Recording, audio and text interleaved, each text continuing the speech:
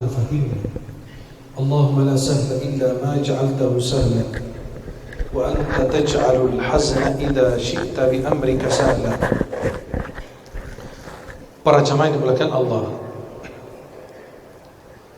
safari dakwah ini seputar Al-Quran. Tidak ada satu risalah, satu pesan yang kita bawa keliling dunia melainkan dari Al-Quran. Karena Al-Quran firman Allah yang mulia. Dengan Al-Quran Allah lapangkan dada kita. Dengan Al-Quran Allah mudahkan urusan kita. Dengan kemuliaan Al-Quran bisa kita segera melunasi hutang kita. Dengan Al-Quran kita bisa mendapatkan tambahan rizki untuk kita. Dengan Al-Quran kita mendapatkan kemuliaan dunia dan di akhirat. Dengan Al-Quran kita bisa mendapatkan syafaat daripada Al-Quran. Dengan Al-Quran kita bisa mendapatkan keturunan yang saleh dan salihah. Dengan Al-Quran kita bisa dikumpulkan bersama para penghafal Quran. Dengan Al-Quran yang merasakan susah tidur pasti akan mudah tidur ketika baca Quran. Bagi mereka yang merasa dunia sempit, untuk mereka hendaklah mendekati Al-Quran. Mendekatlah kepada Al-Quran. Siapapun mendekat Al-Quran, Allah berikan kemuliaan. Jibril alaihissalam membawa turun Al-Quran jadi malaikat yang paling mulia. Al-Quran diturunkan kepada Nabi Muhammad, maka menjadi Nabi yang paling mulia.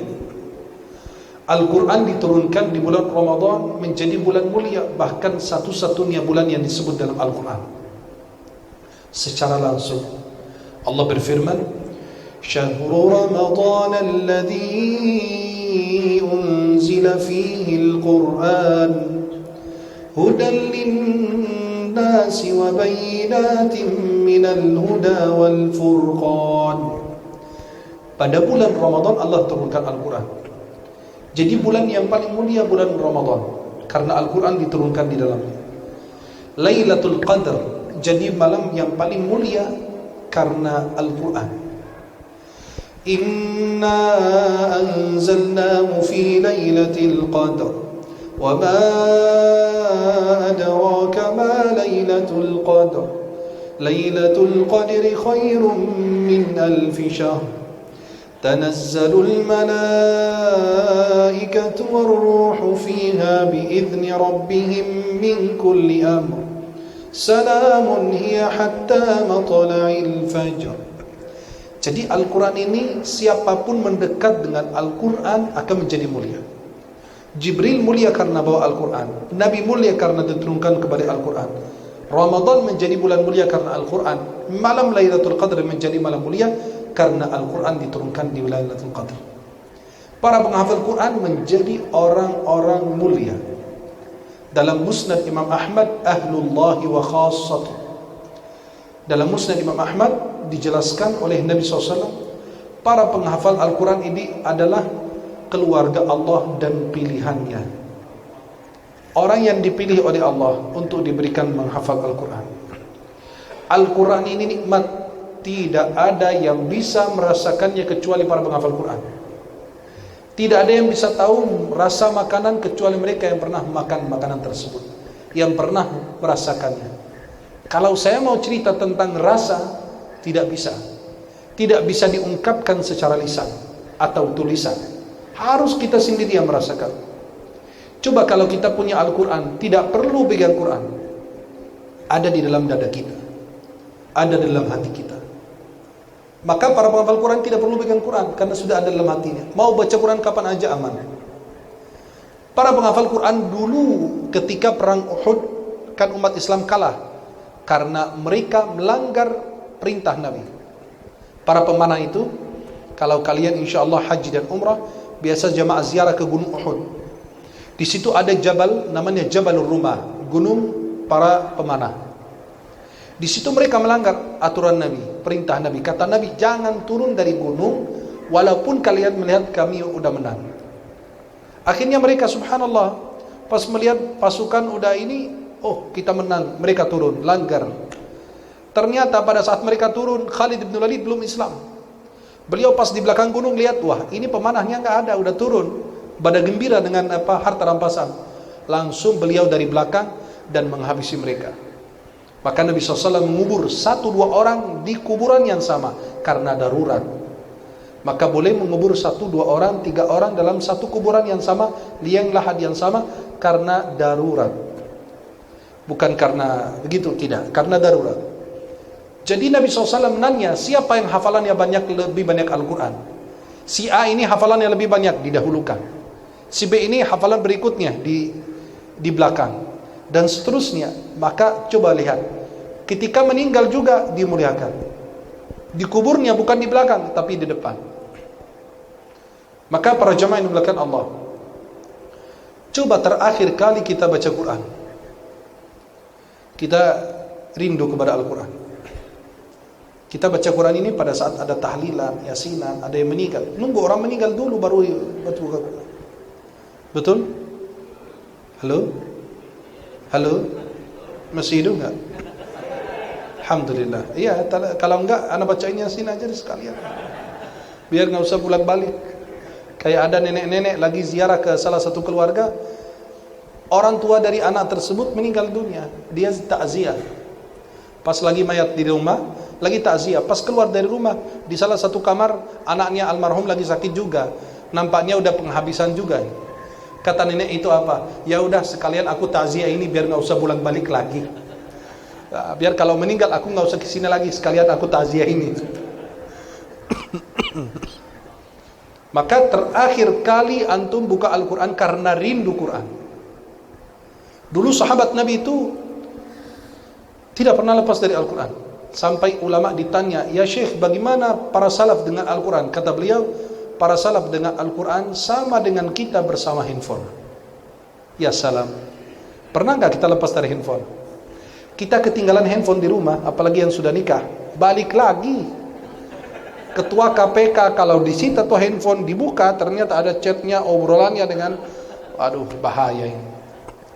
Orang ketinggalan dompet nggak masalah, tapi ketinggalan handphone meriang bukan main. Itu bisa keringat dingin. Setiap malam dikunci tuh handphonenya. Sampai kadang-kadang kalau saya dengan konsultasi jamaah itu, konseling jamaah, itu ceritanya lucu-lucu. Ada istri yang sumpinukan handphonenya dimatiin sebelum tidur, disimpan di dalam lemari. Suaminya kalau masuk kamar mandi bawa handphone. Takut apa? Dibongkar habis. Oh, ternyata lagi chatan dengan janda tetangga, bahaya. Bisa mati syahid. Tuh, yang ketawa ini nampaknya pengalaman. Yang ketawa kencang itu nampaknya melepaskan ini ya, amarahan. Ini kelihatan ini pernah pengalaman ini. Enggak apa-apa, semoga selamat dunia akhirat. Kata ulama, mereka dengan Al-Quran seperti kita bersama handphone. Bangun tidur kita lihat handphone, sebelum tidur lihat handphone. Coba mereka dulu, setiap hari mereka enggak lepas dari baca Al-Quran. Kalau mereka enggak sempat dibuka Al-Quran, dilihat aja. Kalau enggak sempat baca. Kata Imam Nawawi dalam kitab At-Tibyan fi Adabi Hamalatil Quran, diterjemahkan bahasa Indonesia di penerbit Al-Qawam. Di situ dijelaskan oleh Imam Nawawi radhiyallahu anhu, beliau mengatakan an-nazar fil mushaf ibadah. Melihat mushaf itu Quran itu ibadah. Melihat saja ibadah, apalagi ditambah dengan baca. Kita sekarang baca Quran kalau lagi ada tahlilan, yasinan, ada yang meninggal, nunggu orang meninggal dulu. Ya, tapi pas Covid jarang ada tahlilan. Kenapa? Kebanyakan yang meninggal. Capek kita nanti. Ya, pagi hari ada satu dibungkus, siang hari ada lagi yang dibungkus, sore hari dibungkus. Tapi Covid ini pada saat Lebaran Idul Fitri, Idul Adha. Tapi pada malam tahun baru Covid itu pergi liburan. Astagfirullah. Kenapa kita masuk ke situ? Masya Allah. Pulang ke Jakarta apa enggak nih? Jadi subhanallah, Covid ini memang keajaiban dunia yang ke-8. Bisa kapan muncul, bisa kapan menghilang. Seperti jenis-jenis makhluk Allah sebagian yang bisa ada di tempat dan bisa menghilang dengan keajaiban. Malaikat bisa ada, bisa hilang. Jin bisa ada, bisa. Orang yang punya hutang tiba-tiba dalam waktu singkat hilang. Ya, yang ngutangin lihat itu di depan mata, tapi kok dalam hitung detik simbalame mau hilang langsung, hilang kemana nggak tahu. Itu makhluk yang punya kelebihan. Yang berikutnya yang saya tambahkan itu COVID ini bisa ada, bisa hilang sesuai dengan kebutuhan. Astagfirullah.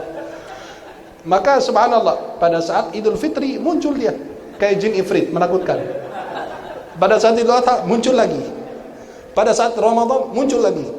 Pada saat sholat Jumat muncul lagi. Tapi malam tahun baru hilang, nggak tahu kemana. Ana cari kemana nggak ketemu.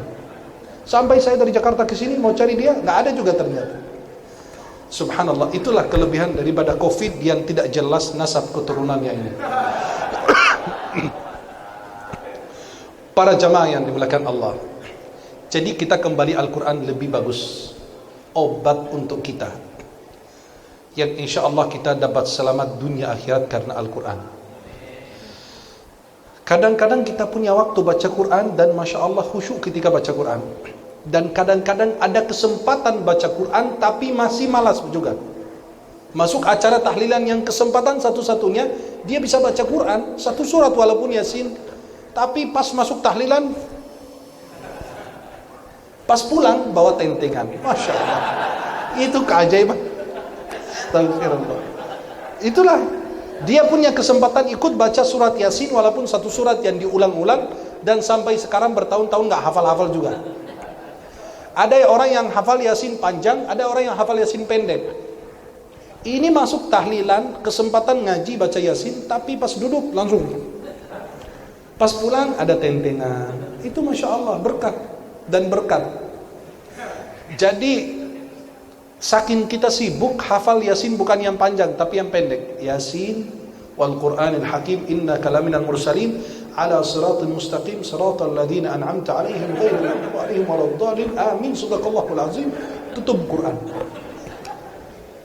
Begitu biasa kita. Kalau untuk ngaji nguap, ngantuk, ada aja alasan, lagi mules ke, lagi lapar ke, lagi ada kerjaan ke. Tapi giliran makan, Masya Allah khusyuk, sehat walafiat. Enggak ada orang lagi makan, belum pernah anak ketemu ya, mungkin kalian pernah terjadi, tapi pas lagi makan enggak pernah ada orang, aduh mules nih, enggak ada. Karena dia tahu kalau dia pergi meninggalkan makanan, dia balik lagi udah habis. Tapi sehat walafiat tuh manusia. Maka bingung saya, giliran disuruh bangun tahajud nggak bangun, katanya Syekh saya ini tidurnya agak kecapean beneran. Tapi giliran mulus bangun. Loh, urusan perut aja kuat, bisa langsung lari. Tapi giliran urusan ibadah kadang-kadang juga malas. Terakhir kali kita baca Quran, maka dulu sahabat gimana? Minimal dilihat Al-Quran itu, atau dicium atau dipeluk. Kalamu Rabbi, firman Rabbku. Sayyidina Uthman ibn Affan mengatakan apa? Wallahi law taharat qulubuna ma syabi'na min kitabi Rabbina. Demi Allah, kalau hati kami ini bersih, kami tidak bosan daripada baca Quran. Allah kalau lagi dengerin itu orang ngaji gitu baca Quran. Apalagi kalian masuk Masjidil Haram, tiba-tiba dengerin orang baca Al-Quran dari negara yang berbeda-beda. Ini bacaannya begini, ini suaranya begini, ini terpatah-patah membaca, ini merasakan kesulitan. Subhanallah, nikmat. Apalagi masuk Masjidil Haram dengerin bacaan imam-imam dari jauh itu, lagi dari hotel menuju itu tadi, Masya Allah muazzin kita suaranya indah sekali ya, suaranya bagus. Kenapa? Mengingatkan kita itu. Itulah nikmat dengan azan, dengan ibadah, dengan baca Quran, dengan masjid, dengan pengajian. Itu luar biasa. Maka coba kalau orang baca kita bahasa Arab, nah ini nggak ada pengaruh di dalam hati, tapi kita baca Quran baru itu ada bekasnya. Maka para jemaah yang dimuliakan Allah, Al-Quran ini asal dari qara'a yaqra'u Qur'anan, sesuatu yang dibaca atau sesuatu yang dibaca berulang kali. Sesuatu yang dibaca berulang kali atau berulang-ulang. Al-Quran dalam istilah ulama artinya Al-Quran yang turun dari Allah, firman Allah, bukan makhluk. Karena pernah di zaman Imam Ahmad bin Hanbal terjadi fitnah, Al-Quran itu kalamullah, firman Allah atau makhluk. Dan Imam Ahmad diuji itu, rahimahullah. Maka Al-Quran firman Allah yang diturunkan kepada Nabi Muhammad melalui malaikat Jibril yang membawa tantangan untuk umat manusia, khususnya yang berbahasa Arab. Al-Quran ini tantangan. Coba lihat, setiap kitab pasti penulis mengatakan di dalam muqaddimah, di awal kitab atau di akhir, mohon maaf jika ada kesalahan dalam tulisan, hubungi penulis atau penerbit. Betul? Kadang-kadang ada lembaran kertas kecil, mohon hubungi penulis atau penerbit jika ada kesalahan dalam buku, dalam cetakan, dalam apa. Tapi ada satu kitab yang mengatakan Alif Lam Mim Dzalikal kitabu la raiba fihi Dzalikal kitabu la raiba fihi hudan lil muttaqin. Alif Lam Mim, ini kitab tidak ada keraguan pun di dalamnya. Maka jangan cari petunjuk untuk orang yang bertakwa. Kalau cari petunjuk untuk apapun kehidupan dunia, politik, ekonomi, akhlak, syariat, akidah, adab, apapun yang kau cari ada dalam Al-Quran. Memang ada politik dalam Al-Quran, ada kisahnya Nabi Sulaiman dan Balqis. Kan dalam surat An-Naml, bagaimana Nabi Sulaiman bermain politik dengan Balqis. Kan burung hudhud bilang apa? Aku melihat mereka ini menyembah selain Allah. Burung hudhud aja tahu. Dia tahu Allah. Dia tahu ibadah. Masa burung aja lebih bagus dari kita? Dan dia kembali laporan dan agak angkuh. Dia bilang apa? Ahattu bima lam tuhit bi. Aku dapat berita yang kau sendiri tidak tahu, Sulaiman. Yang menguasai manusia dan jin, bisa bicara dengan burung atau binatang, dan bisa menguasai jin, bisa memerintahkan jin. Dia bilang apa? Kamu mau berita atau alasan kenapa kau terlambat ikut berbaris-baris, atau saya akan nyiksa kamu? Kata dia apa? Aku membawa berita yang kamu sendiri nggak tahu kok. Apa? Wajadtuha wa qaumaha yasjuduna lisyamsi min dunillah. Aku menemukan wanita dan kaumnya, seorang wanita yang pemimpin itu Balqis, dan aku melihat kaumnya juga sujud untuk selain Allah. Berarti burung itu udah tahu Allah, udah tahu siapa yang sujud untuk Allah, siapa yang sujud untuk selain Allah. Dan terjadi dialog antara Nabi Sulaiman dan Balqis. Surat menyurat, habis itu didatangkan dan lain. Ada cerita dalam surat An-Naml gimana cara berpolitiknya. Nabi Yusuf ketika berada di istana Al-Aziz, kemudian masuk penjara, kemudian keluar lagi menjadi orang yang berkuasa, mengurus kementerian. Loh, itu ada politiknya juga. Terus adab akhlak, dia dalam surat Al-Hujurat, adab bersama Rasulullah, adab bersama saudara kita yang muslim. Tidak boleh ngadu domba, nggak boleh ghibah orang, nggak boleh bicarakan jelekan orang. Orang mukmin itu bersaudara. Walaupun mereka peperangan antara kaum muslimin, tetap wa in ta'ifatani minal mu'minina iqtatalu fa aslihu wa in ta'ifatani minal mu'minina. Kalau ada dua kelompok dari orang beriman saling peperangan tuh, lihat. Orang beriman, mereka perang tapi masih disebut orang beriman. Sekarang tuh lihat, adabnya kepada saudaranya apa? Ada yang salat subuh pakai kunut, nggak pakai kunut disesatkan, dibid'ahkan. Ada yang peringati maulid, dibid'ahkan, disesatkan. Ini mereka berperang, bayangkan, menghilangkan nyawa orang. Itu hancurnya Ka'bah itu lebih ringan dibanding pertumpahan darah seorang muslim. Itu adab yang kita tidak pelajari. Adab apa lagi? Dalam surat An-Nur adabnya. Wajib belajar surat An-Nur. Suratun anzalnaha wa faradnaha. Kami turunkan surat ini dan kami wajibkan kalian amalkan. Surat An-Nur, surat Al-Hujurat, dan ayat-ayat yang lain.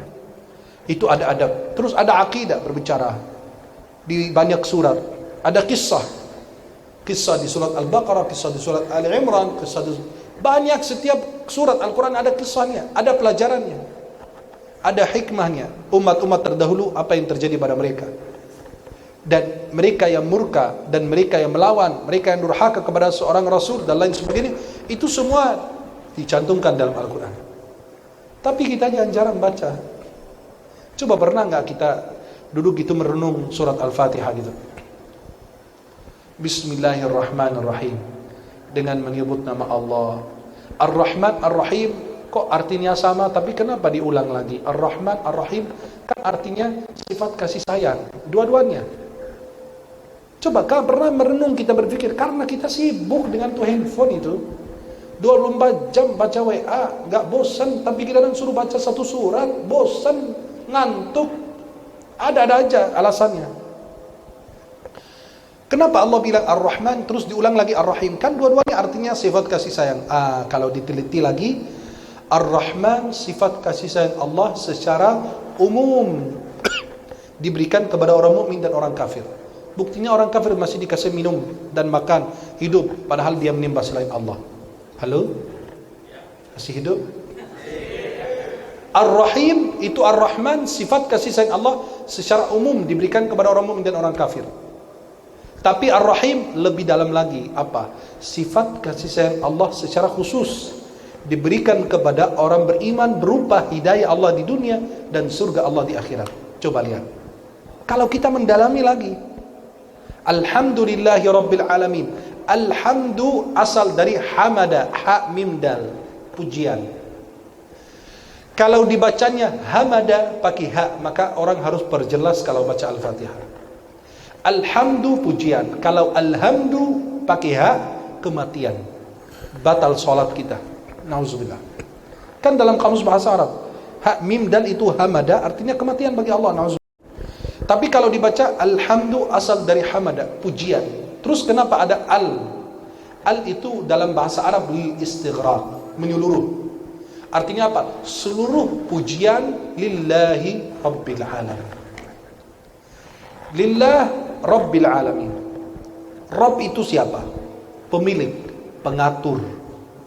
Rabb itu kalau disebut Rabb saja berarti kepada Allah. Tapi kalau disandarkan kepada kalimat lain, Rabbul Bait, pemilik rumah. Rabbul Mal, pemilik uang, pemilik harta. Tapi kalau disebut Rabb berarti kepada Allah. Tapi disandarkan ke kalimat lain berarti maknanya berbeda.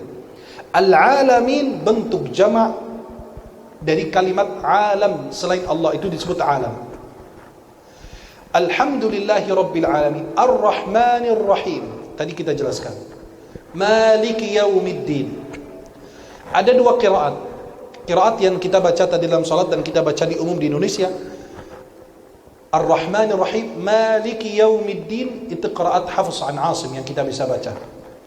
Ada qiraat kalau di Maroko mereka baca Warash an Nafi', dibacanya Maliki Yaumiddin, tidak pakai Maliki Yaumiddin, tidak ada alifnya. Maliki Yaumiddin. Alhamdulillahi Rabbil Alamin, Ar-Rahmanir Rahim, Maliki Yaumiddin. Malik dan Malik beda makna lagi, beda qiraat bacaan dan beda arti. Malik pemilik.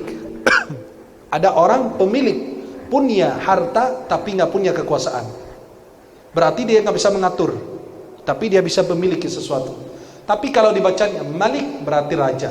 Belum tentu raja itu punya harta, itu cuma jabatan. Tapi Allah ingin berpesan, Allah itu pemilik dan Allah pengatur.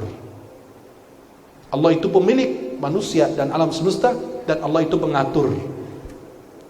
Maliki Yaumiddin, pemilik hari pembalasan. Berarti apa? Allah yang ngatur di hari kiamat, dan Allah yang mengatur dan memiliki semua makhluk yang ada di hari kiamat, di padang mahsyar. Maliki Yaumiddin. Iyyaka na'budu wa iyyaka nasta'in. Iyyaka kalau tidak ditasydid, ditekankan jadi iyyaka.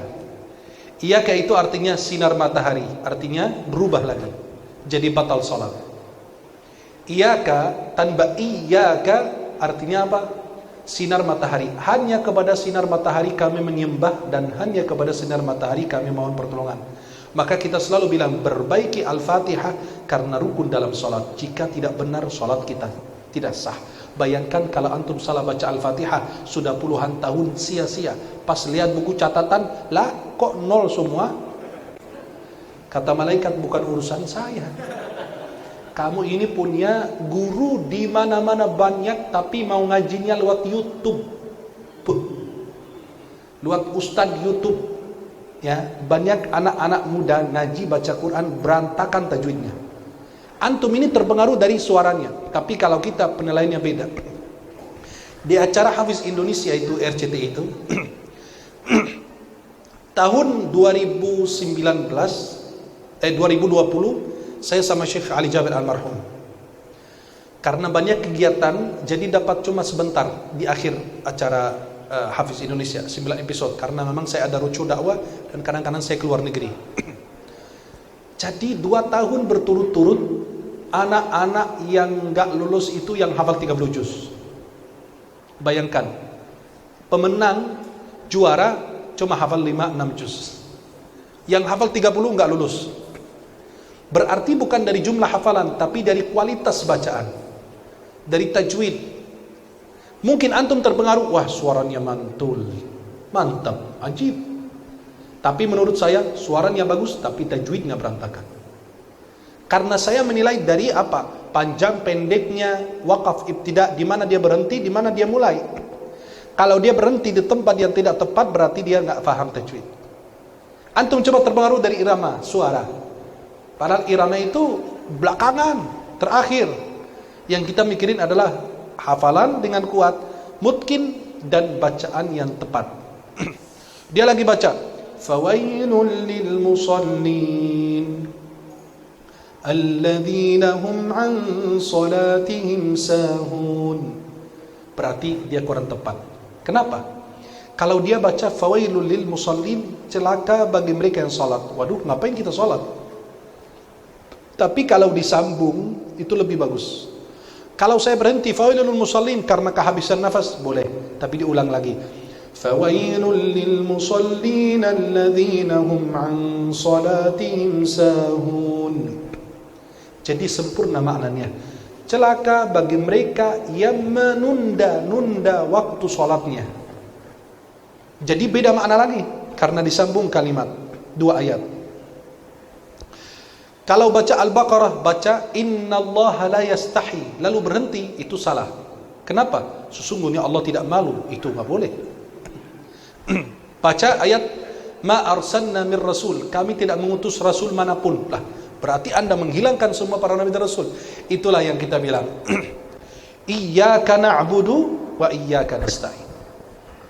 Hanya kepadamu ya Allah, maka ditekankan iyyaka na'budu wa iyyaka nasta'in, bukan nasta'in. Nasta'in huruf ain. Ada yang bilang kan saya bukan orang Arab. Enggak ada urusan dengan Arab wala hatta jin. Urusannya di situ baca Quran dengan fasih dan tepat. Banyak orang Indonesia baca Quran lebih bagus dari orang Arab. Jangan berpikir semua orang Arab itu baca Quran tepat. Saya setor hafalan sama guru saya 30 juz. Untuk dapat sanad Quran, saya ulang surat Al-Fatihah sampai 7 kali. Saya orang Arab sejak lahir, besar di Arab. Ini asli loh. Jadi saya sama guru saya, ini orang Arab, lahir besar di Arab. Itu saya disuruh ulang sampai 7 kali Al-Fatihah. Loh, berarti kurang tepat. Walaupun nggak semua di Arab itu bisa bahasa Arab. Onta lahir besar di Arab, nggak bisa bahasa Arab sampai sekarang. Astagfirullah. Ya, ada yang bisikin tadi katanya. Jadi apa? Tidak semua yang di Arab. Saya punya saudara nggak bisa baca Quran dengan fasih. Berantakan betul. Karena walaupun bahasa dia, tapi bahasa Quran itu tinggi loh. Bukan bahasa sembarangan. Itu ada qawaidnya, ada kaidah-kaidahnya, ada tajwidnya, ada waqaf ibtida'nya, ada makharijul hurufnya, sifatul huruf. Maka itulah di Indonesia kadang-kadang kalau lihat anak-anak muda. Saya punya murid tadi malam sama saya lagi ngisi kajian di Masjid Sunda Kelapa di Jakarta, di Menteng. Itu masjid dekat rumah Wakil Presiden dan Gubernur DKI. Itu masjid terkenal. Ada anak murid saya itu dulu juara Hafiz Indonesia. Tahun ini dia 10 tahun umurnya. Jangan monyong. Nasta'in. Coba 1, 2, 3. Iyyaka na'budu wa iyyaka nasta'in. Allah, senyum kalian manis itu, lihat. Ya, senyum zaman corona walaupun enggak kelihatan sebagian. Ya. Iyyaka na'budu wa iyyaka nasta'in. Ihdina. Ada suara di dada. Ihdinas siratal mustaqim. As-sirata. Ta itu qalqalah, tebal. Bukan ihdinas sirata. Tidak. Yang kita baca ihdinas siratal mustaqim. qim, bukan kim. Karena qaf dan kaf berdekatan. Coba akka. Beda enggak pelafalannya? Tempat keluarnya beda. Maka jadi harus benar-benar diperbaiki. Minimal Al-Fatihah aja sama qul huwallahu ahad yang biasa kalian baca setiap rakaat. Kan qul huwallahu ahad itu dibawa-bawa terus. Rakaat pertama kulhu, rakaat kedua kulhu, rakaat ketiga kulhu. Biasa. Apalagi pas bulan Ramadan, 23 rakaat kulhu rakaat kedua. Kenapa? Imam takut lupa. 23 rakaat wal asri qul huwallahu ahad. Wailul qul huwallahu ahad. Surat yang paling favorit untuk umat Islam. Kenapa? Bukan karena paling indah bagi mereka, paling pendek bagi mereka. Paling cepat, itu biasa. Ihdinas siratal mustaqim. Ya, bukan al-mustaqim, enggak, al-mustaqim. Sirata alladzina tuh.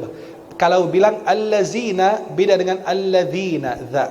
Ujung lidah kita keluar alladzi. Ada 3 huruf. Hafal 3 huruf. Dzal, tha, dha. Udah itu aja. Jangan kayak anak-anak saya bilang sayang kalau baca huruf dzal, tha, dha itu kamu keluarin ujung lidah kamu. Dia bilang apa? Zal, sa, lah bukan gitu maksud saya. Ujung lidah, bukan lidah semua, lidah buaya dikeluarin. Lidah buaya dikeluarin semua, tidak. Lidah, ujung lidah. Dzal, tha, dha. Jadi, itu lebih simpel, itu lebih mudah. Nah, dia baca zal, gitu. Tha, gitu kan. Astagfirullah.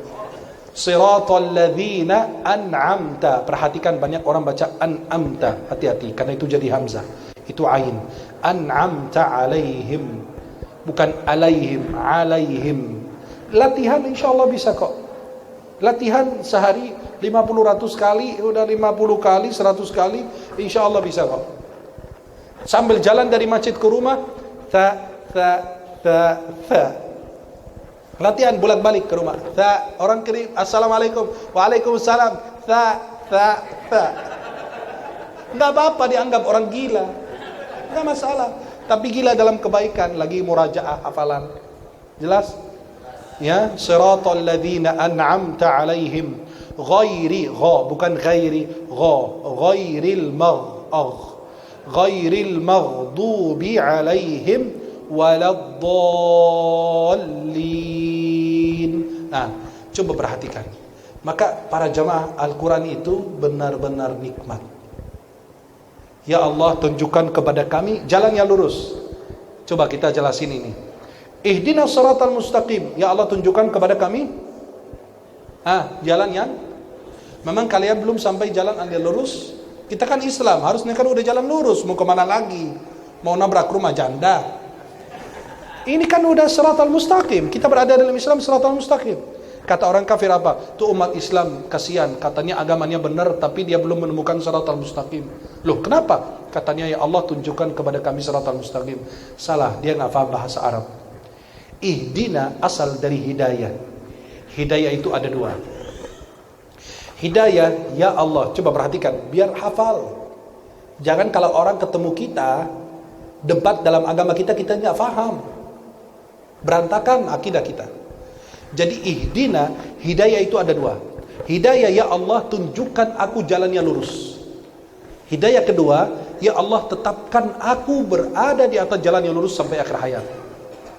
Maka kita doa, ya muqallibal qulub, tsabbit qalbi ala dinik. Itu doa istiqamah. Antum bisa tahu, nih, bapak kalau mau ke situ lurus saja. Pas lurus, dia lupa apakah dia belok atau tidak. Maka di perjalanan dia harus nanya lagi agar dia meyakinkan dirinya bahwa dia berada di jalan yang benar. Jangan sampai dia terus lewat kemudian ketinggalan tempat yang dia cari atau jauh dari lokasi yang dia cari. Maka perlu setiap sebentar diingatkan. Maka kita setiap sebentar minta kepada Allah petunjuk, minta Allah hidayah. Ya Allah, tetapkan aku di sini. Ya Allah, tetapkan aku di sini. Ya Allah, tetapkan aku di sini. Salat 5 waktu minta kepada Allah Subhanahu wa taala. Maka para jemaah yang dimuliakan Allah Subhanahu wa taala, ihdinas siratal mustaqim siratal ladzina an'amta alaihim ghairil maghdubi alaihim walad. Ada 2 manusia dimurkai Allah. Mereka yang dimurkai dan mereka yang sesat. Agar engkau tidak termasuk dua-duanya, maka coba surat berikut surat Al-Fatihah apa? Surat apa? Surat apa berikut surat Al-Fatihah? Al-Baqarah. Karena awal akhir surat nyambung dengan awal surat berikutnya. Coba disambung gimana caranya? Jika Anda tidak mau termasuk mereka yang disesatkan atau mereka yang dimurkai, berpegang kepada dzalikal kitabu la raiba fi hudan lil, pegang kepada Al-Quran yang tidak ada keraguan dan kamu akan mendapatkan petunjuk, dan itu petunjuk hanya diberikan kepada mereka yang bertakwa. Itu surat Al-Quran nyambung begitu terus sampai surat Al-Nas. Kasih contoh lagi surat-surat pendek yang kita hafal. Wa yamna'una al-ma'un, mereka yang menghalangi kebaikan sekecil apapun. Orang yang bakhil, tidak mau berbagi. Tetangga mau minjam jarum, mau minjam panci, mau minjam sendok, nggak mau. Padahal itu sesuatu yang rendah, bukan sesuatu yang berharga. Saking bakhilnya. Allah di ayat di surat berikutnya Allah nyambung. Allah ingin berpesan, wahai Muhammad, jika penduduk bumi menghalangimu kebaikan, tidak mau berbagi, bersamaku aku akan berikan nikmat yang banyak. Inna a'tainaka, bersamaku aku akan berikan nikmat yang banyak. Inna syani'aka huwal abtar, sesungguhnya orang yang membencimu dia yang terputus. Mereka dulu bilang Nabi Muhammad terputus, tidak punya keturunan laki-laki. Katakan mereka ini orang kafir, tidak tahu bahwa di balik semua wafat anakmu itu ada hikmah Allah. Qul ya ayyuhal la a'budu ma, saya tidak menyembah apa yang kau sembah. Yang kau sembah itu patung, gak mendengar, gak melihat. Saya menyembah Allah yang di balik semua peristiwa ada hikmah dari Allah. Lakum dinukum waliyadin, bilang sama mereka, ya udah, untukmu agamamu, untuk agamaku. Tapi ingat wahai Muhammad, suatu saat pertolongan Allah akan turun.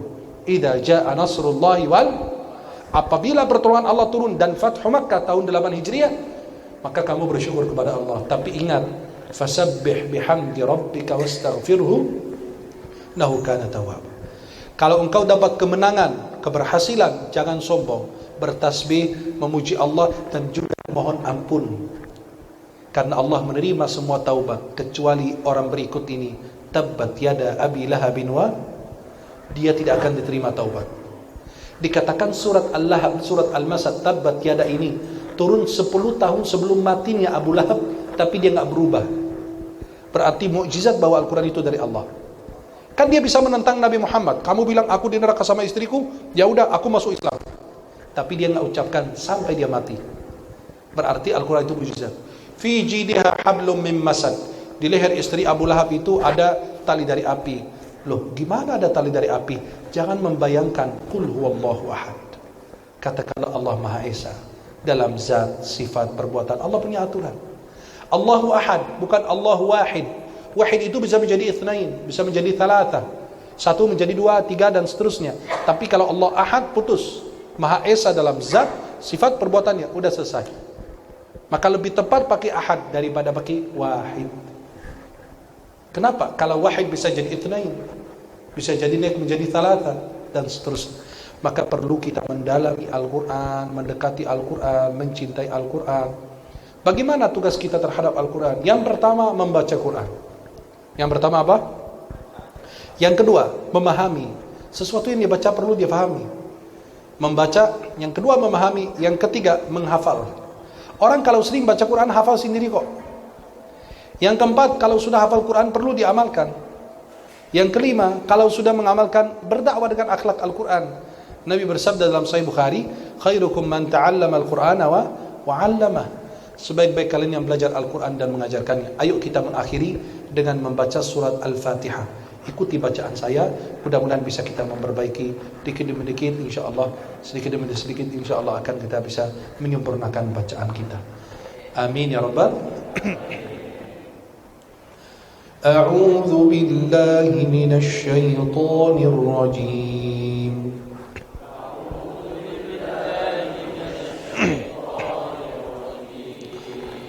Bismillahirrahmanirrahim.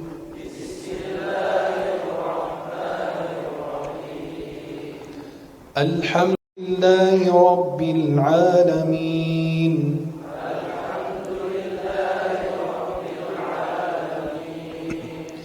Ar-Rahmanir Rahim. Maliki Yawmiddin. Iyyaka na'budu wa iyyaka nasta'in.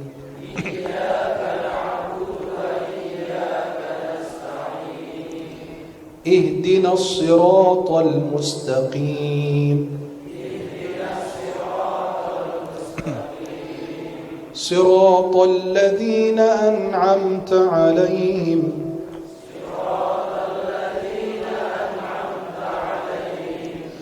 غير المغضوب عليهم ولا الضالين.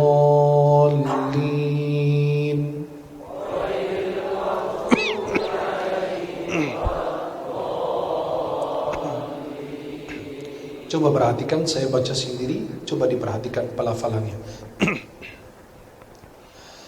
A'udzu billahi minasy syaithanir rajim. Bismillahirrahmanirrahim. Alhamdulillahi rabbil alamin. Ar-Rahmanir Rahim. Maliki yaumiddin. إياك نعبد وإياك نستعين اهدنا الصراط المستقيم صراط الذين أنعمت عليهم غير المغضوب عليهم ولا الضالين. Ini kalau dibaca tanpa irama cuma hanya biasa-biasa saja. Kalau dibaca pakai irama boleh agak ada mad ardh sukun seperti ini dibaca. A'udzu billahi minasy syaithanir rajim.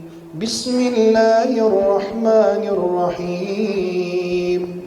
Alhamdulillahi rabbil alamin. Ar-Rahmanir Rahim. Maliki yaumiddin. إياك نعبد وإياك نستعين اهدنا الصراط المستقيم صراط الذين أنعمت عليهم غير المغضوب عليهم ولا الضالين. Amin. Kita lagi salat apa? Amin itu bukan dari Al-Fatihah. Amin itu tambahan. Artinya Allahumma stajib, ya Allah istajabalah doa kami. Karena isi Al-Fatihah itu adalah doa. Isi Al-Fatihah adalah. Maka kalau kita baca dengan bagus, dengan fasih, hafalannya bagus, insya Allah lancar. Jangan kayak imam yang lagi baca tabbat yada abi jahlin wa tab. Loh, makmum di belakang Abi Lahab. Imam tetap kekeh hafalannya Abi Jahal, di belakang ditegur tabat ada Abi Lahabin, kata makmum. Imam nekat lagi tabat yada Abi Jahlin watab. Ya udah didiamin, selesai sholat. Gimana nih Pak Imam, orang bacaannya Abi Lahab, kalian ngapain ribut? Abi Jahal, Abi Lahab, dua-duanya kafir. Kalian ribut yang begitu-begitu. Astagfirullah. Tapi kan Quran nggak bisa dirubah. Kalau kita sih bisa rubah, kita bisa masukin nama orang-orang yang sekarang tuh yang bikin rusuh tuh. Tabatnya ada Abi Fulan gitu kan. Bisa Abu Gosok ke apa-apaan, abu-abu itu kan. Ya, mudah-mudahan Allah Subhanahu wa taala senantiasa mendekatkan kita kepada Al-Qur'an dan kita insyaallah senantiasa diberkahi dengan Al-Qur'an. Mudah-mudahan kita mencintai Al-Qur'an, membantu para penghafal Quran. Mudah-mudahan anak-anak kita menjadi hafiz Quran. Mudah-mudahan anak kita bisa menjadi penghafal Quran. Dengan anak kita menghafal Quran akan diberikan jubah kebesaran dan mahkota dari cahaya, yang cahaya lebih terang dibanding matahari. Kalau kita punya cucu, punya anak, kita tidak punya cucu dan anak, ya udah karena udah pada tua semua, coba cari anak kita, biayain dia menghafaz Quran. Setiap huruf dapat pahala kok. Belum tentu anak kandung kita bisa membantu kita kalau kita meninggal. Wallah banyak sekali orang-orang lihat tuh. Orang tua meninggal ribut berebut harta warisan. Orang tua meninggal gak disedekain atas nama orang tua. Nauzubillah. Tapi mereka apa pakai buat dunia.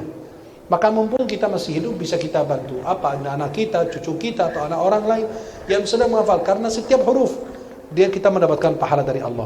dengan anak itu membaca Quran tanpa dia kirimkan pahala kepada kita, sudah sampai kepada kita. Mudah-mudahan insyaAllah kita semua senantiasa diridai dan diberkahi dengan Al-Quran. Amin ya rabbal alamin. Aqulu qawli hadha wa astaghfirullah li wa lakum wallahu ta'ala a'la wa a'lam bis-shawab. Nah, pertanyaan dua boleh. Dua boleh, silakan. Baik Bapak Ibu jemaah sekalian, sebelum kita menyampaikan program 1 juta penghafal Al-Quran, kami memberikan kesempatan kepada jamaah yang ingin bertanya seputar materi yang beliau sampaikan atau materi yang beliau sampaikan dengan dua pertanyaan. Dua penanya. Silakan, ada yang ingin bertanya?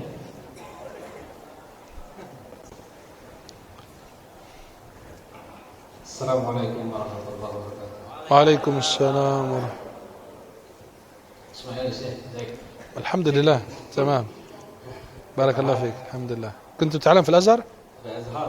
ما شاء الله. ها؟ ما شاء الله. سنتين فقط؟ ما شاء الله. آمين.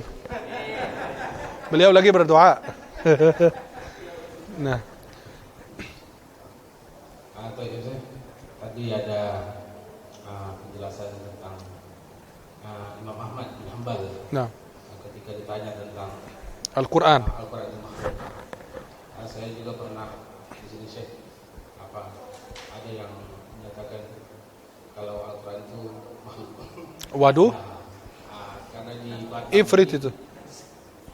Kita tahu sendiri memang banyak. Setelah saya masuk Batam ini banyak aliran-aliran, ya, aliran kajian-kajian. Bahkan ada yang bilang itu Nabi Muhammad tak sempurna sampai naik. Loh. Kepala saya sakit waktu itu kan. Kepala saya juga lagi sakit kok. Nah. Banyak pengajian itu yang Nah. Kira-kira gimana nih penjelasannya? Siap. Al-Quran ini. Siap, amal. Barakallahu fiik.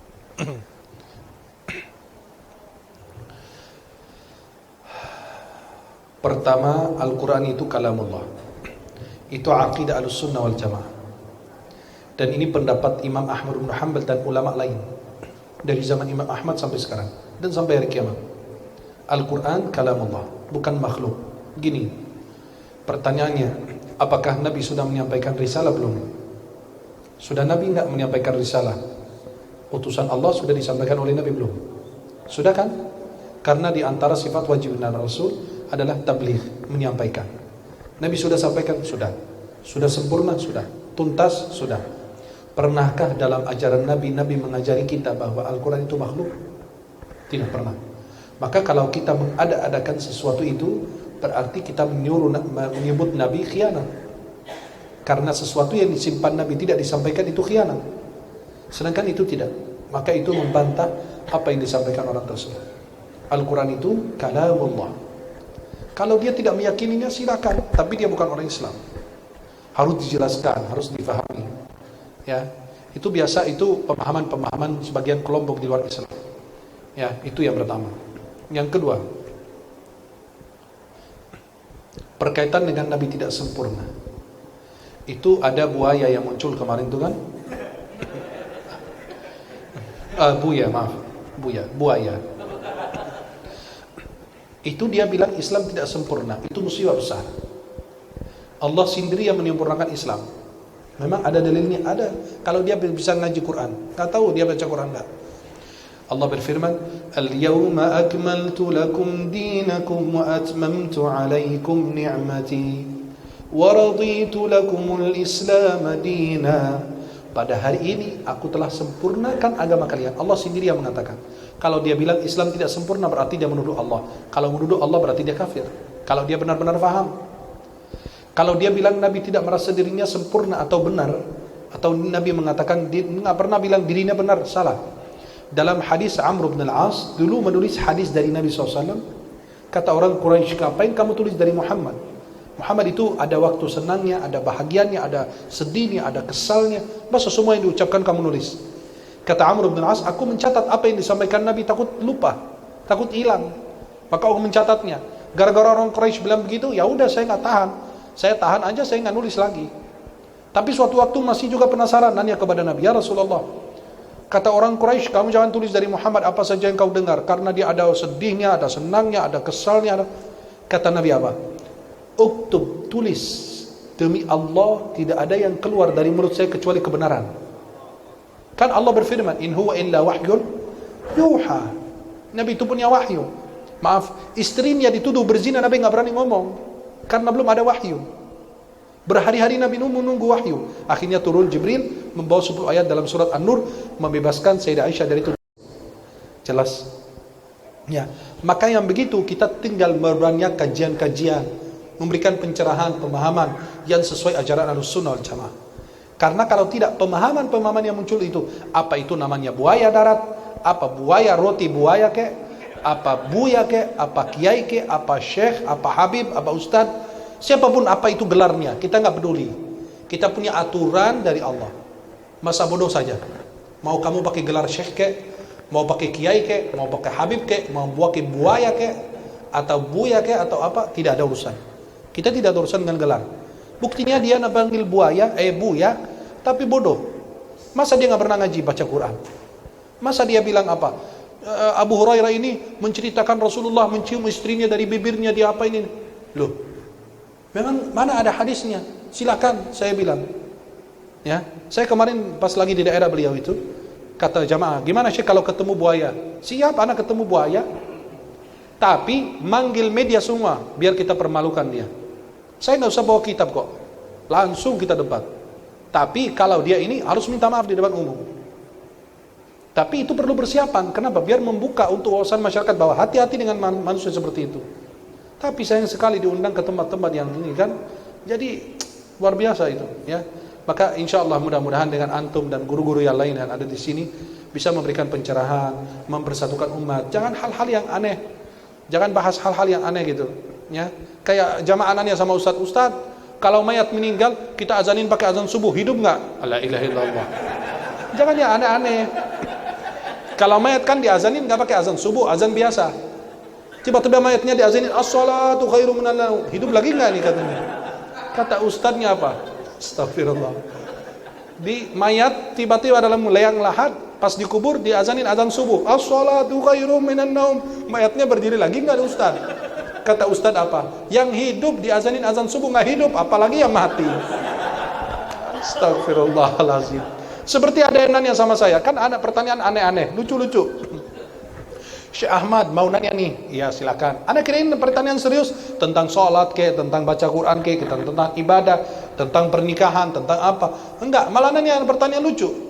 Syekh Ahmad mau nanya, mahar apa yang diberikan Nabi Adam kepada Hawa? Nah, saya bukan penghulu yang menikahkan, saya tidak tahu. Tidak tahu.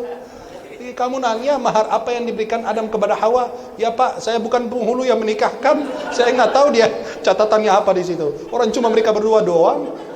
Innalillahi. Kan pertanyaan unik-unik kan? Pertanyaan lagi, Syekh, nama semut yang bicara dengan Nabi Sulaiman. La ilaha illallah. Sampai nama semut aja mau tahu, mau kenalan apa? Saya bilang, kamu pertama bohong karena semut tidak bicara dengan Nabi Sulaiman. Dalam surat An-Naml, semut bicara dengan semut yang lain. Dia bilang, wahai semut, masuk ke lubang kalian, tempat tinggal kalian, karena nanti diinjak sama Sulaiman, dia nggak tahu. Kita ini makhluk lemah kecil. Ketika Nabi Sulaiman dengar, fatabassama dhahikan min qawliha, dia tersenyum pada saat dia dengar suara dia. Obrolan mereka ini. Ya, jadi apa? Saya bilang apa? Namanya namlah. Itu bahasa Arab nih ya. Namanya namlah. Iya. Namlah aja. Astagfirullah. Ya. Kalau ada dulu Imam Asy-Sya'bi, ada orang nikah dengan perempuan. Kan dulu kadang-kadang nikah dengan perempuan ketemu pas malam itu, malam pesta gitu. Pas akad apa segala macam dia tertutup dulu. Akhirnya tiba-tiba pas menikah dengan wanita itu, pas ketahuan hari kedua nikah, ternyata wanita itu pincang jalannya. Perempuan itu pincang jalannya. Dia datang kepada ulama, "Ya Syekh, ternyata wanita yang aku nikahi, aku kirain sempurna, ternyata pincang." Kata ulama apa? Kalau kamu ajak dia lari, balikin aja lagi, ganti. Tapi kalau kamu cuma dipakai pas istri, ya udah tahan aja di rumah. Kecuali kalau kamu dia pakai dia buat balapan apa, ya nggak bisa lari karena dia pincang gitu kan. Ini kan jadi kadang-kadang pertanyaan ya luar biasa, subhanallah ya. Wallahu a'lam bishawab. Nah, pertanyaan kedua silakan. Antum? Insyaallah maju ke depan. Sudah nikah? Alhamdulillah. Astagfirullah. Nah, oh pantesan. Istri beliau di belakang. Cari aman aja ya. Assalamualaikum warahmatullahi wabarakatuh. Assalamualaikum warahmatullahi. Mungkin ini pertanyaan agak hiburan aja gitu. Hah? Hiburan saja Oh, pertanyaan. siap. Wah, lucu lagi nih. Nah, Baik, yang pertama mungkin ini tentang pribadi Syekh. la ilaha illallah. Nah, sekali-sekali sesat antum. Yang mau saya tanyakan yang pertama, antum min Arab, dari Arab ke Indonesia. Pertama, alasannya kenapa ke Indonesia, terus kedua, kapan antum bisa bahasa Indonesianya? Siap. Itu yang pertama. Terus yang kedua, ada di ayat surah. Ana jawab yang pertama dulu. Antum ini ifrit juga. Termasuk orang yang kepo. Tapi nggak apa-apa lah, karena sudah kepo duluan, ana jelaskan. Kenapa saya ke Indonesia? Saya ke Indonesia ini, saya nggak pernah dengar nama Indonesia ya. Saya baru kenal nama Indonesia itu bahwa ada negara namanya Indonesia di bumi pada saat saya kuliah. Ya karena saya bilang dari kecil saya di Azhar. SD, SMP, SM. Artinya saya syekh, bukan syekh dadakan ya. Syekh dari kecil udah syekh. Ya. Kalau ustadz-ustadz di Indonesia itu bikin konten viral jadi ustadz dadakan. Ya. Itu banyak begitu contohnya. Bahkan di TV juga banyak. Nggak bisa baca Quran. Dan banyak saya bisa hitung dengan kesalahan dan ada bukti-buktinya. Gini. SD, SMP, SMA nggak tahu nama Indonesia. Atau ada nama Indonesia, negara. Yang saya kenal itu ada Cina, Korea, Jepang. Karena kita nonton film Cina terus. Ya, astagfirullah, nonton Cina terus. Ya, nonton Cina, terus nonton Jet Li, nonton Jackie Chan dan lain. Itu karena jadi gara-gara terpengaruh dari media pada saat itu, media yang channelnya cuma 3. Balik gini 1, 2, 3 itu doang. Kalau sekarang bisa ribuan channel gitu kan. Kalau dulu cuma 3 doang. Tukar lagi, begini lagi, begitu lagi, tetap yang itu lagi, itu lagi. Jadi saya pas kuliah, saya datang ke kuliah di Al-Azhar di Kairo, di Mesir. Saya lihat kok orang mirip semua mukanya. Satu cetakan, waduh bingung. Ini makhluk dari mana ini? Saya kirain mereka semua Cina.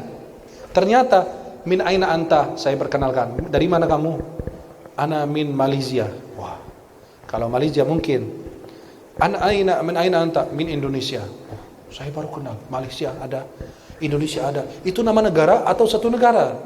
Pikiran anak itu karena cetakan mukanya sama semua. Kalau orang Arab lihat orang Asia dari luar itu, mukanya sama semua. Loh, ini Malaysia, ini Indonesia, ini Thailand, ini Kambodia, ini Cina.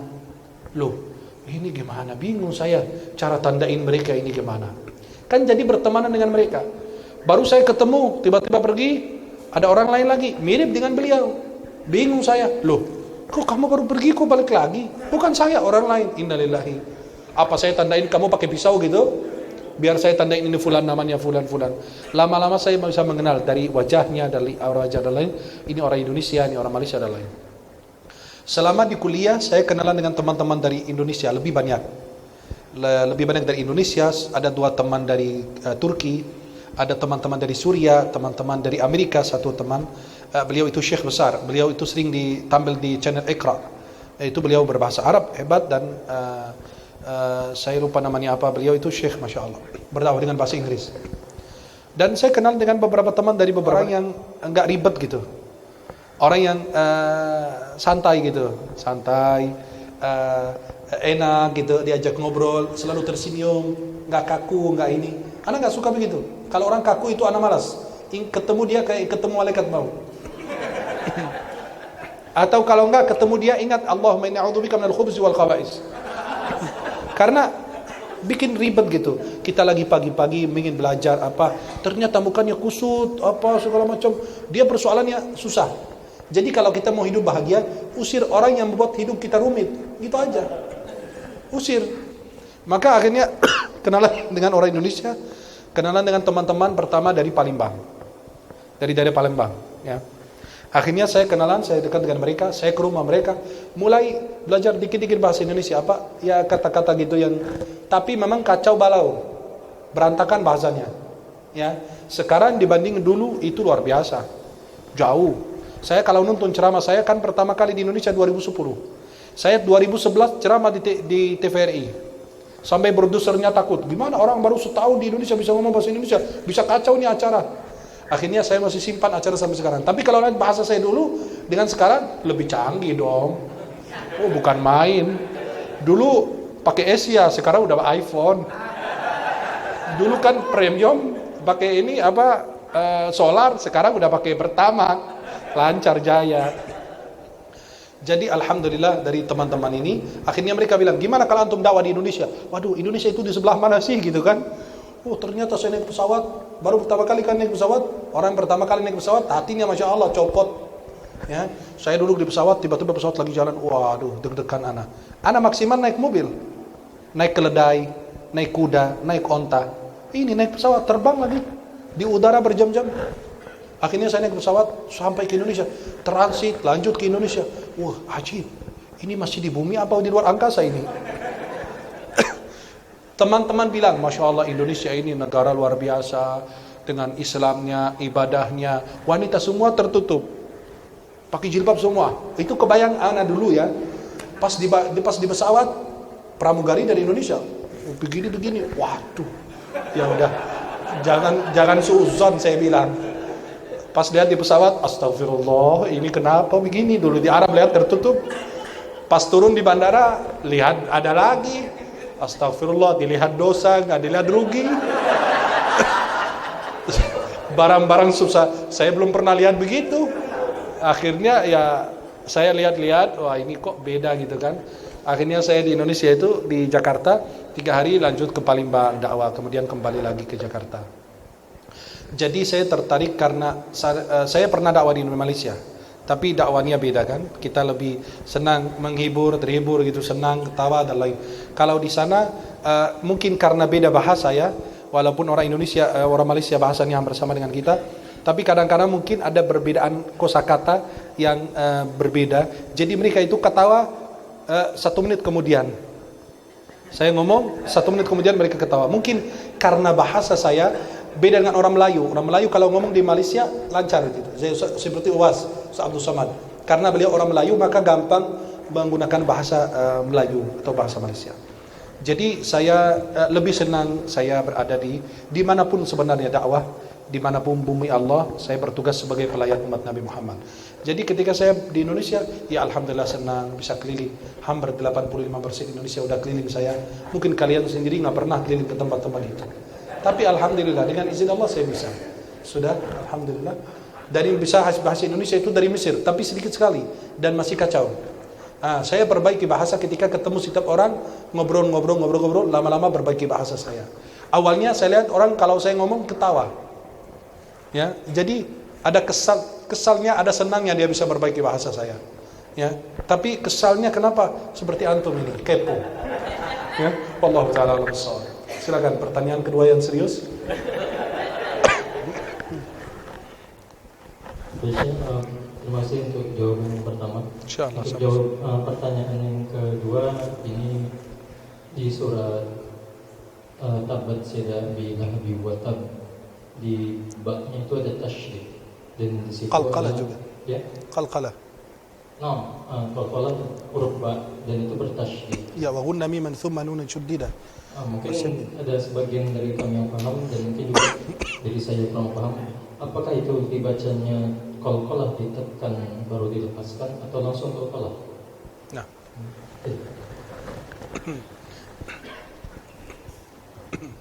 Antum ambil Quran dulu sebentar. Ana kasih lihat antum ya. Memang astagfirullah antum ini. Itu beliau bertugas di sini ya. Sebagai muazzin. Oh, muazzin di sini kayak Masjidil Haram ya? Oh, ini muazzin aslinya. Ini palsu. Saya nggak mau jawab pertanyaan antum. Gini ya, akhi.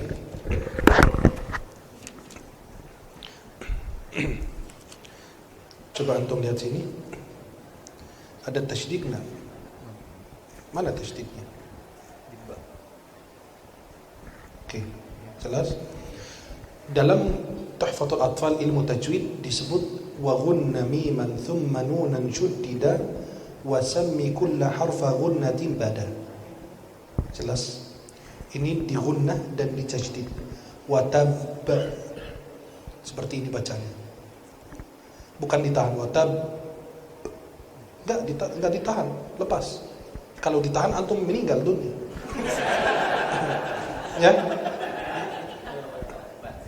Dibacanya begini. Tabbat yada abi lahabin wa tabba. Ya. Itu saya ditegur. Kenapa ana menjawab pertanyaan antum ini? Karena sayang sama antum. Karena ana pernah ditabuk juga gara-gara ini. Maka pas ana lihat muka antum, ana ingat muka penjahat. Karena mengingatkan saya kepada yang ditampar oleh guru saya. Saya sudah besar loh, udah ceramah di Indonesia. Pas saya pulang setor hafalan, langsung watabba gitu ya. Langsung ditabuk. Di sana syekhnya nggak mikir kamu muda, kamu tua, masa bodoh, langsung ditampar. Masya Allah ya, ini maka itu ada, kenapa ada jenggotnya? Bukan karena ikutin sunnah, nutupin masa lalu. Astagfirullah. Jelas? Astagfirullah. Antum ini satu-satu penjahat di Indonesia. Anak 11 tahun tidak pernah ditanya ini. Antum ini yang mengingatkan anak kepada ini. Astagfirullah. Aghna anhu maluhu wa ma kasab. Sayasla naran dhata lahab. Wa imra'atuhu hammalatal hatab. Fi jidha hablum min masad. Jelas? Astagfirullah. Wallahu a'lam bishawab. Kita tutup dengan pertanyaan yang mengingatkan dengan masa lalu. Wallahu a'lam.